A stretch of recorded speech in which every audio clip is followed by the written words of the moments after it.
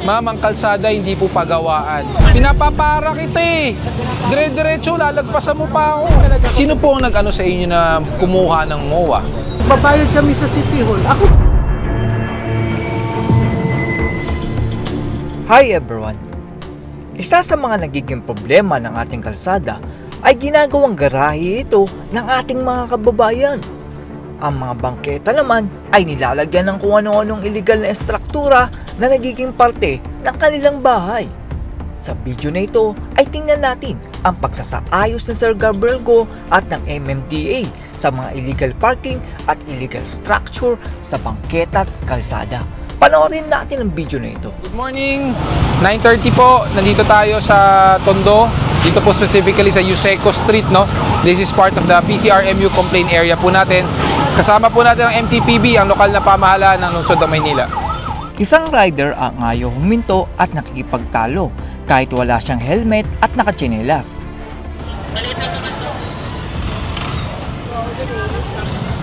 Pakitabi po. Parahin mo nga yan.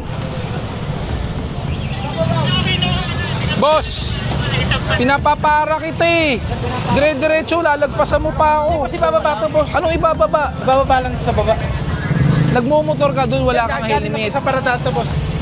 Pinahihinto kita, hindi yung lalagpasan mo ko. Sorry, boss. Pinasuyo Pero po muna ng lisensya mo. Hindi masahan to, boss eh. O iba mo minaneo kung hindi sa'yo. Nakakamag-anak ko lang to, boss. May lisensya kang dala. O nasaan? Wala kang helmet, nakatsinelas ka. Parado lang. Pinahihinto ka, ayaw mo huminto.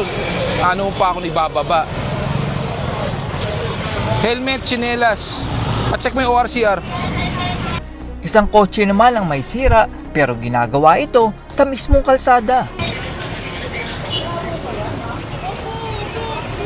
Eh bakit nyo po iniwan dyan? Makakabit ko na lang po yung gano'n kasi sira po yung pleno sa anak ko. Sorry po sir. Ma'am, ang kalsada hindi po pagawaan. Kaya lang na-check ko lang po talaga sira. Sorry po. Dumikit yung pleno eh, kaya pinaayos ko lang. Ayun nga po, kung alam nyo dumikit yung preno, dapat sa talyer po. O kaya sana pinasok nyo doon. Kung hindi kaso wala nga ako ano, alam sir. Kailan nyo po mapapaalis yan? Ano pakakabit ko po ngayon sir? Nasaan po yung gumagawa? Andun po natakot. Pakipatawag, sabi mo gawin niya agad, alisin niya kaagad ngayon. Sige po, thank you po. Ito namang karinderya ay ginawa ng kainan ang bangketa na daraanan sana ng mga tao. Oasis 06.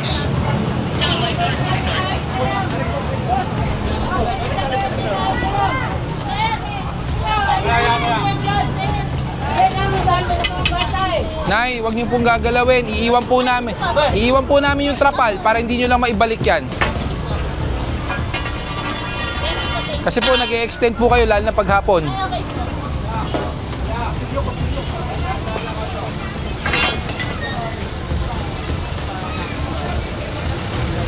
Ang bahay naman na ito ay naka-extend ang mga gamit sa mismong bangketa.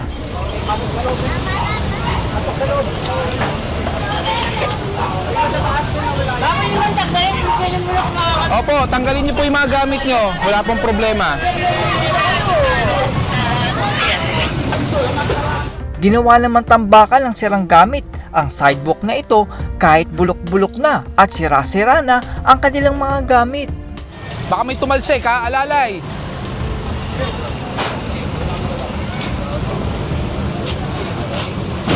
Ayan, saka natin anuhin.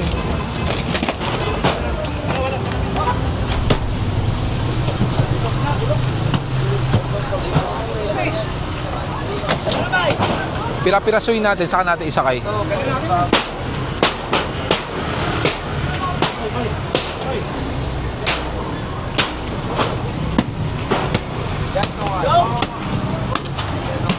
Huwag masyadong dudurugin ha, para hindi magkalat. Yung mga kalat, ipatabi nyo ha, para pick upin ng ano, garbage disposal.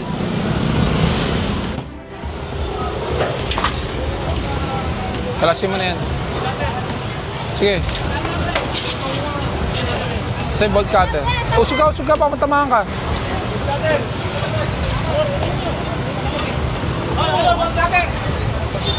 Naging parkingan naman ng motor itong kalsada na ito at sinako pa ang isang linya ng kalsada.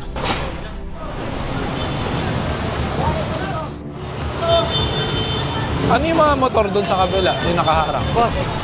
Sa ano yan, boss? Barangay. Aalisin dapat. High school. Dapat di po eh. Taas ito eh. Kaya nga, no parking anytime to eh. Yun nandun, yung iba.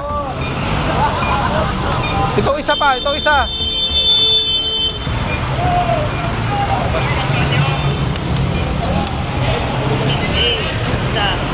Ay, tawag. Ito, alisin nyo.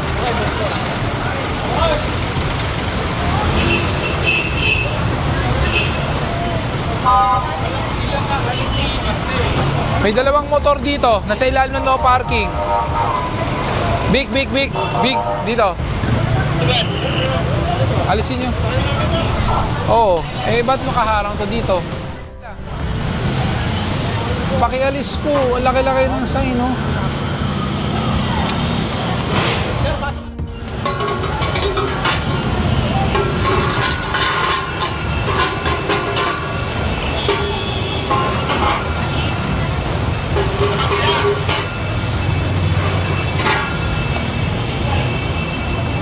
Paalisin to.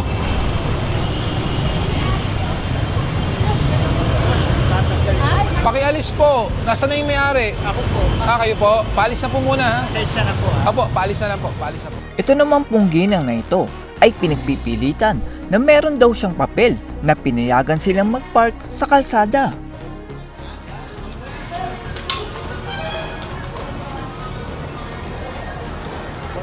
Huli ko rin to eh. Huli ko rin po to. Kami po yan. Operation natin yan eh. Kami po yan. Apo po yun. Operation ko po to. Yung sinasabi nyo, kinontest nyo po. Opo. Kinontes namin doon sa City Hall. Sa City Hall. I'm going... dapat wala eh. Kasi kung meron po kayong parking dito, it should be the entire street. Saka remember, tingnan nyo po. Pinaparkingan naman talaga nila Hindi po, bawal nga po. May complaint po to eh. Oo, pag natin yung nawawala. Paribok. Kasi naisa lang siya. Bawal po ba? Hindi Dapat. nagpa-park kasi talaga yan dyan. Hindi. Kasi marami kasi dito nagpa-park. Kami lang nagpa-kinitan. Hindi po kayo pinaginitan. Hindi po namin kayo kilala. The entire street, masikip na po yung kalsada, then all of a sudden, there's one slot of parking. Medyo may anomality po doon. Dahil unang-una, masikip yung kalsada. Pag meron pong aberya, let's say, somewhere here or dito sa gitna, mahirapan pumasok ang rescue Kasi vehicle. Pag, halimbawa, walang breaker dito. Meron talaga dito nagpa-park. That's why, pati nga po yung jeep, natikitan po yan lahat. Pero Sinuwerte pag- lang po sila, may pag- driver. Pagkuan, wala na, balik na naman sila. Operate na rin po ito ulit. Paulit-ulit na rin po ito pinapasadaan. Kaya nga po sinabi nyo, kinontest nyo po yung unang huli sa inyo. Which is, Hindi pwede po. bawal po talaga to. This is considered an access road. Oo, pero pwede rin po ba? Kasi hindi lang kasi kami ang gumagamit dito. Sa gabi kasi. Pero kayo lang po yung merong pinapakitang papel. Oo, kasi sumunod lang kami sa kuan. Pero bawal po kasi yun. Kasi nga po, kung meron man pong... Nakita namin dito, sinabihan namin na ganito dito pa-park kami. Binigyan kami ng access. Yan. Ano ba yung nyo? Yung area nyo? Dito lang, yan lang. Bodega. Bodega kasi namin. Ito, sa inyo rin po ito naka-car cover. Oo, akin, Yun nga po amin yung talaga. nakakuha boss eh. Yan boss yung natikita. Kasi yung bodega namin nandyan, di naman kami Pero nakakaharap. hindi yung harap yan. Harap Sa namin. amin Harap namin yan. Pero kasi po, nonetheless, sa inyo rin po itapat. Hindi. Okay. Bawal po, hinaharangan nyo yung gate ng tapat din eh. Pag may lumabas sa pag may lumabas, hindi na makakabili kasi hindi na. Hindi naman sila lumalabas ang Hindi, ma'am, nonetheless, lumalabas man po sila or hindi po sila lumalabas, sa batas po natin, Republic Act 4136, bawal po harangan ang gate ng may gate even po sa tapat. Pangalawa, this is considered an access road. So kung magkakaroon po ng parking dito, you will hamper the flow of the vehicles kung sakasakali po nga, na sinasabi nyo, marami po nga parada dito. One of the reasons probably bakit pumaparada sila, kasi po alam nila, kayo po pumaparada. So, Hindi kung naman- sila meron naman pong naka-car cover na nakapark dyan, Hindi naman na kami meron sa pong... kuwan eh. Hindi na- lang naman kami nagpapark. Hindi, yun nga po. Kasi nga po nangyayari dyan, gaya-gayahan. Hindi, nauna talaga sila. Nauna sila. Kami, nagsunod lang kami ng law. At dito naman ay nakakagulat na may kausap pala sa City Hall ang ginang na ito at nagbabayad siya para makapag-park sa kalsada. Pero ayon sa City Hall ay mali ang kanyang pagpapark sa kalsada kaya ay re-revoke ang kanyang papeles. Sino po kausap nyo? Sino po kausap nyo dyan sa parking slot na yan? Hindi kaya siya makuan. Sino po? Hindi kaya baka makuan siya. nag-ano sa inyo? Sa City Hall talaga kami, sa City Hall. Pero I don't Sabihin, think... sino naglakad-lakad sa inyo? Kasi, Ha? Kami mismo. hindi kasi yung Naglakad ganyan. kami, nagbabayad kami sa City Hall. Ako mismo. Nagbayad talaga ako. Sino sa po ang nag-ano sa inyo na kumuha ng MOA? Sino po nakausap nyo for the MOA?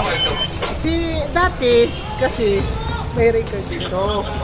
Ang sabi, magbayad na lang kami sa City Hall para hindi kami paghilain, hindi pag-initan ba, yung gano'n. Ay, hindi naman po valid yun. Oo. Hindi po valid yun. Kaya nagbayad kami.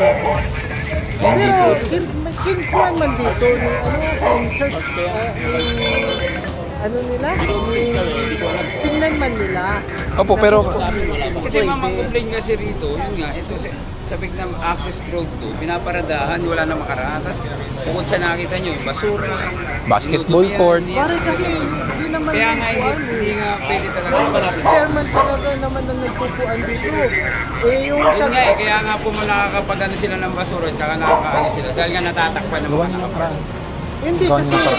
mas malala pa nga yan pag sa umaga o sa gabi madaling Kaya nga nandito na po kami. Opo, kaya po kami naglilinis kasi nga po lumalala ng lumalala. That's why we're telling you na humihingi po kami ng kooperasyon nyo na kailangan nyo na rin pong tanggalin yan.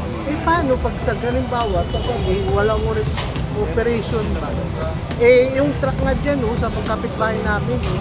Yan nga po kasi yung problema eh, ma'am. We cannot go 24/7 just to operate that. Pag ito ng ganun, yung mga gabi, ito sinasabi nyo po, di ireklamo nyo sa barangay. O kaya dyan naman po ang MTPB na. Pwede nyo pong ireklamo yan. Diba? Pwede, wala ko sa driver ngayon pwede paalisin ko na muna. Opo, bigyan po namin kayo hanggang tomorrow para alisin po yan.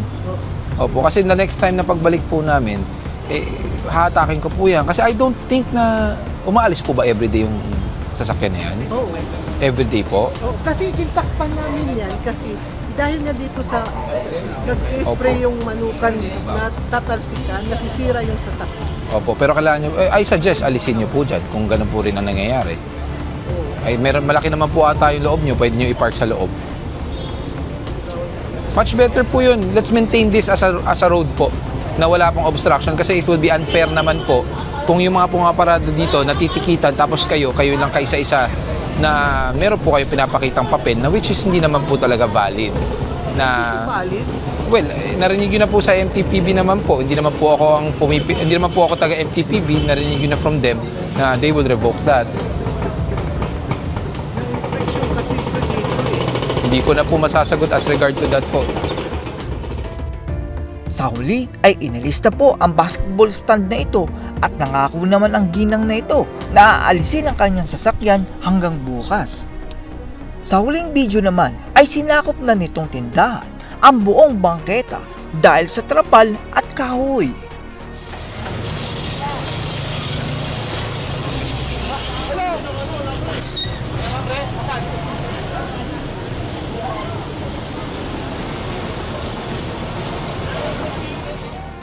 Nakita natin ang napakahalagang trabaho na ginagawa ni Sir Gabriel Go at MMDA.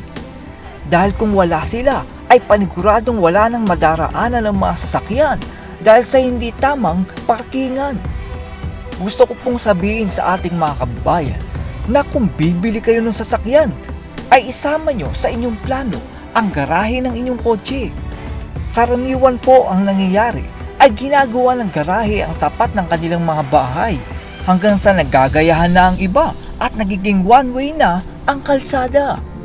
Hindi po siguro natin dapat iasa lang ang lahat kay Sir Gabriel Go. Dapat po ay sa sarili natin ay alam nating mali ang maglagay ng gamit sa mismong bangketa. At maganda po siguro na bago tayo bumili ng sasakyan ay magpagawa po kayo ng sarili niyong garahe. Salamat po kay Sir Gabriel Go sa kanyang pagbibigay aral sa mga Pilipino na ang bangketa at kalsada ay daanan at hindi paradahan ng mga sasakyan. That's all everyone. Salamat sa inyong panonood. This is Chuck and you're watching Biker Joe.